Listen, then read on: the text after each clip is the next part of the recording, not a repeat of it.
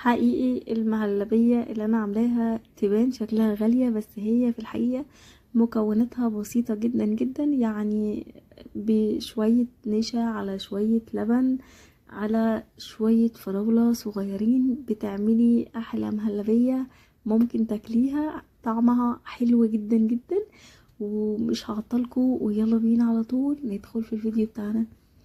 اول حاجة جبت 500 ملي لبن او حليب اللي هو نص كيلو، وهحط عليه تلت كوباية سكر. انا غالبا بحط نص كوباية بس، لان الفراولة هحط عليها سكر فاكتفيت بتلت كوباية. 40 جرام نشا، يعني 3 معالق نشا. قلبت كله كده مع بعض بحيث ان النشا يختفي في وسط اللبن. في اضافات ممكن نضيفها للمهلبية بتاعتنا لو انتوا عايزين. قطعة زبدة هتدي تست حلو برضو، بس انا مضيفتش بصراحة. ممكن كمان نضيف قشطة لو متواجد. بس كده مفيش الاتنين، مفيش مشكلة خالص.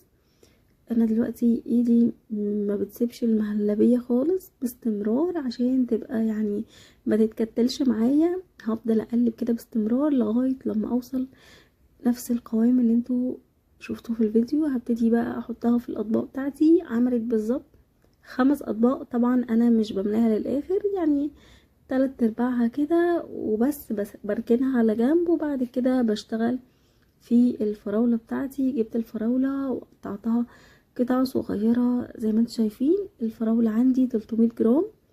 حطيت عليها 3 معالق سكر كبيرة، وطبعا السكر حاجة ترجع لكم. بس كده هبتدي ان انا اديها تقليبة كده مع بعضها، وبعد كده هحط عليها عصير ليمون. انا استخدمت ليمونة كبيرة، خدت نصها. اقل كمان من نص ليمونة. لو هي ليمونة صغيرة حطي نصها، كبيرة يعني عصرة كده على الفراولة. بس كده يعني على نار هادية، وسبتها كده تاخد وتدي مع بعضها. وبعد كده على طول حطيتها على الاطباق بتاعتي. التزيين بقى حاجة ترجع لكم. عايزين بقى من فوق مثلا كريم شانتيه، انا زينتها بنعناع. يعني قلت اكسر اللون بس كده. يا رب الفيديو يكون عجبكم، واشوفكم تاني في فيديوهات تاني. ما تنسوش الاشتراك في القناة ولايك وشير لو عجبكم الفيديو.